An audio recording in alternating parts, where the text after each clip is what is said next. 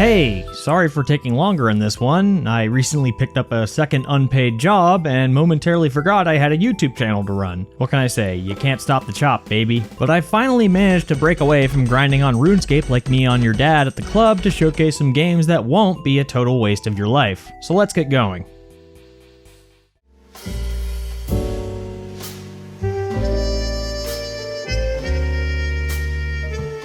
The Dark Rites of Arkham is your typical noir-style cop drama with a Lovecraftian twist that made me do a double take at the Steam description. They will unveil a disturbing connection between the Salem witch trials of the 17th century and the end of humankind. Well, hot diggity damn, get me my deerstalker and pipe, I'm going in. It's an old-school point-and-click adventure game reminiscent of the classic 90s computer games like the Monkey Island series, which is great for the target audience of people who use a 56K modem as a noise machine. With that said, it's pretty much what you'd expect from the genre in terms of gameplay. Walk around, find random items, and figure out the specific ways to use those items to move forward. It's a tried and true point and click, which may be boring for some, but thankfully the story is where the real meat of the game is. We follow our two protagonists, Detective Jack Foster, whose alcoholism and snark can only be rivaled by suburban wine moms, and Harvey Whitman, who is a nerd. The duo are in the middle of investigating what appears to be a cut-and-dry blackmailing scheme of the city's mayor, but things quickly reveal themselves to be a bit cattywampus. What unfolds is a web of conspiracies, cults, and Cthulhu as you try to piece together one big mystery that kept me engrossed until the end. The game is carried by some great writing and endearing chemistry that blossoms between Jack and Harvey. I'm a sucker for a good buddy cop story, and this game hits all the right notes in that regard. Despite the heavy stakes, the story even managed to get a few laughs out of me from some witty dialogue and gags that provided just the right amount of comedic relief from the impending doom that lingered throughout my playthrough. Now, I'm not too familiar with Lovecraft. It sounds like a video or two I may have seen before, but the consensus from other reviews seems to be that this is a great tribute to the realm of cosmic horror and is a solid entry point for anyone else unfamiliar with the genre. So if you're intrigued in the concept of imagining yourself being an insignificant speck of dust in a universe of gods whose powers are beyond human comprehension, this is a good place to start. What's more is this game has some of the most beautiful pixel art I've seen in recent memory. Something about this water in particular is just delectable. And the jazz-heavy soundtrack does an excellent job of setting the mood and transporting you back to a time when smoking cigarettes was good for you. My main word of warning with Dark Rites of Arkham, though, is that it is very much a classic point-and-click adventure game. While most of the puzzles I'd say are well-designed and their solutions brain-bending yet still intuitive, there were a few moments where I was stumped and got stuck due to missing one particular item or two that were collected from places one may not think to look. Granted, I'm no stranger to this kind of struggle, being a certified Freddy Fish veteran, but it may be a bit off-putting for some people, particularly those who aren't familiar with point-and-clicks. Another occasional complaint I saw from some people was the lack of voice acting, which I can understand, but I don't really think this kind of game needs it. Because you know what's worse than no voice acting? Bad voice acting. Yo, what's going on tonight? I'm running free all over the court and you didn't give me the ball. Boy, get out my face with that, man! All in all, The Dark Rites of Arkham is an excellent adventure game that shows the dated genre of point-and-clicks still has some place in gaming. It's not for everyone, but I'd say it's worth at least... Wait, never mind, this game f***ing sucks.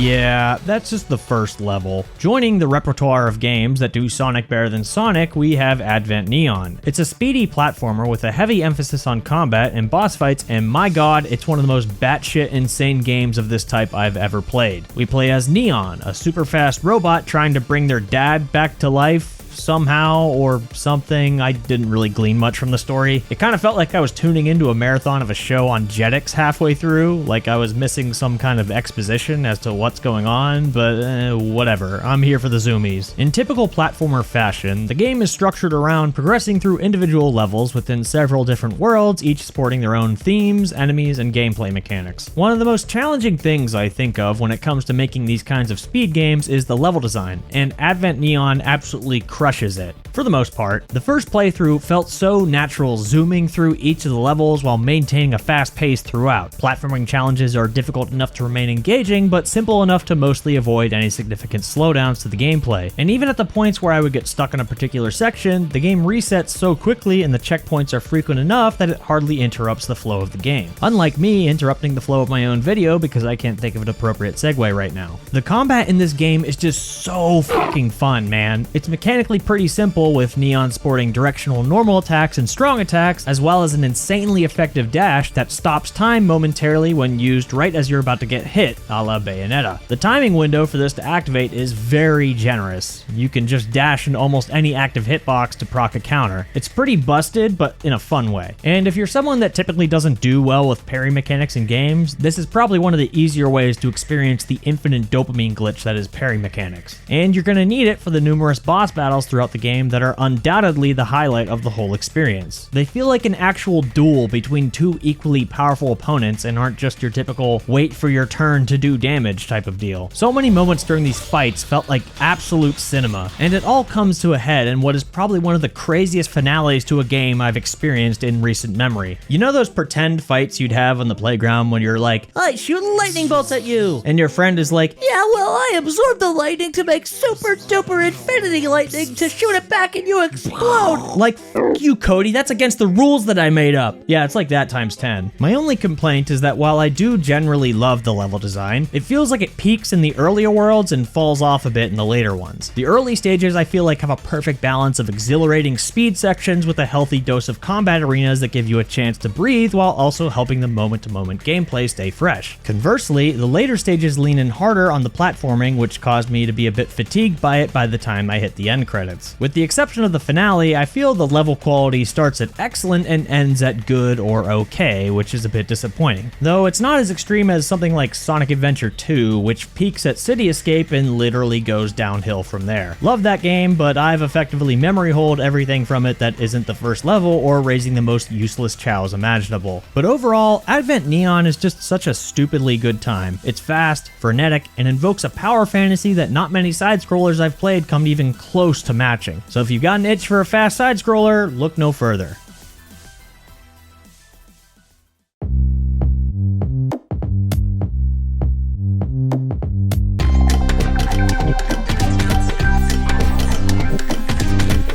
In a complete tonal shift from a game about zipping through the air at ludicrous speed, we have Mashina, a game about methodically digging deeper into cavernous holes. There's a joke in there somewhere, but I don't want to make light of my relationship with your dad. It's a crude-looking, simple game just about a troop of misfit robots that just like living life, and you provide the shiny things needed to continue everyone's joyful existence. At first, the gameplay loop almost seems too mundane. You diggy hole for minerals, bring them back to the surface, and delve deeper to do it again. You'll unlock several gadgets and doodads to speed up your spelunking in the form of better drills, zipline platforms to construct your own fast travel networks, and massive explosives to commit various war crimes. Frankly, the simplicity of the gameplay left an impression that I probably wasn't going to stick this one out until the end. And then 4 hours passed and I was still locked in digging for more minerals like I was in a depression-fueled strip mining session in Minecraft. But this determined digging wasn't entirely driven by a dire need to disassociate, but instead motivated by how pleasant and relaxing it was to explore and interact with this confined yet comfortable world. There's no time limits, no enemies to fend off, or any kind of underlying story about how this planet is actually the remnants of a post-apocalypse Earth like it's some kind of WALL-E knockoff. It's just a cute little game about some robots that just love living life and how they find joy in it despite the seemingly mundanity of their existence. One of my favorite parts of the game involves helping this character, Plinky, find different radio frequencies to tune into. Finding these frequencies unlocks new radio stations that not only have some great music to vibe out to, but each has their own DJs whose musings gave me a good chuckle on more than one occasion. Some fans also theorize that there are subtle clues in the songs about where he might be from. Take a listen. Man, I'm Eastern European. And after finding all of these frequencies, you're treated to a really heartwarming scene that I won't spoil, but it was just really nice. It's just one example, but I feel it poignantly represents how these characters grew on me even though they're fundamentally just quest boards. They felt like something that would be a product of me playing pretend with a random box of toys as a kid. Like, oh, this is Kako, she likes decorating. And this is Tech, he wants to build a rocket ship. And you know what? Given my entire motivation is dig hole, I can relate to that. Of course, I'd be remiss not to mention how much I love this game's presentation. For those who've been following the channel for a minute, you probably know that I absolutely love claymation, and it was obviously the primary draw for me to try Mashina. What I love most about its implementation here is just how intentionally imperfect it is. Characters, objects, and textures are constructed out of oblong shapes, curious bits and bobs, readily visible fingerprints, dents, and janky animations that I'd imagine is what it would look like if Picasso decided to pick up ceramics. If I could describe it in one word, it would be tastefully scuffed. Now you might be thinking, hey, that's 2 words. This even extends to the voice acting, which is undoubtedly amateurish and some of the cast is in desperate need of a pop filter. A chum popping by to say hello. But I'd argue these flaws make the performances more authentic and consistent with the game's overall artistic direction. Plus, are you gonna shit on my boy Vinny Vinesauce? No sir. I think what solidified my desire to showcase Mashina was the making of documentary included in the game's extras section. It's a fascinating little dive into the artistic journey of its creators and the process that went into making Mashina a reality, and it's something that I wish more devs felt encouraged to do. And it's... wait. Who's that guy? Video games, I feel, are portrayed more as products to be consumed rather than artworks meant to be experienced, and for me, how a game makes me feel is directly correlated to how much fun I have playing it. And Mashina made me feel calm, content, and happy for a somewhat brief but delightful playthrough.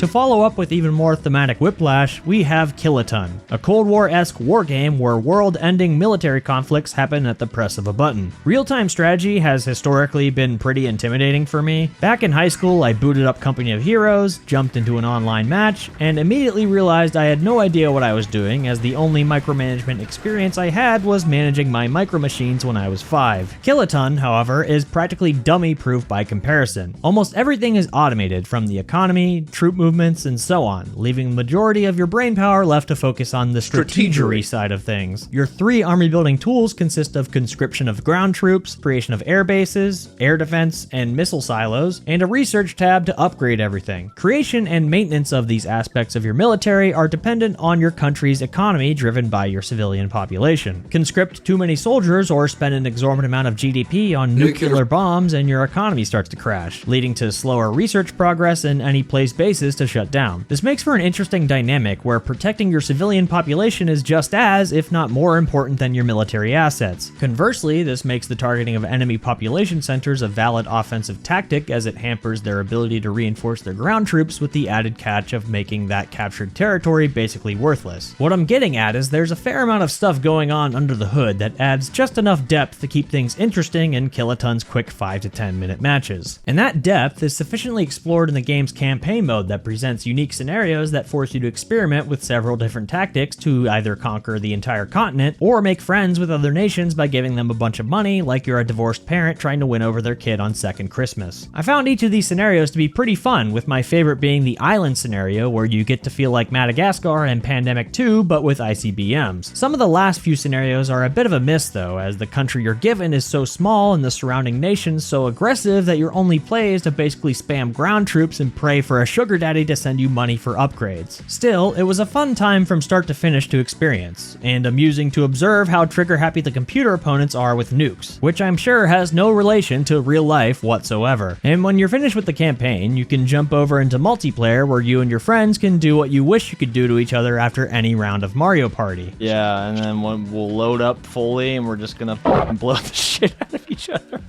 Wait, phrasing. wait. Overall, Kiloton is a fun, accessible game for anyone interested in wargaming but has the APM of a sloth. It's basically the Uno of real-time strategy games, where anyone can pick it up and play, but those who know how to make use of their intercontinental draw for wilds are the ones that are likely to come out on top. You're probably not going to rack up dozens of hours with it, but it's also HHH Greg, Panasonic Blu-ray, only $5, so there really isn't much to lose in giving it a try.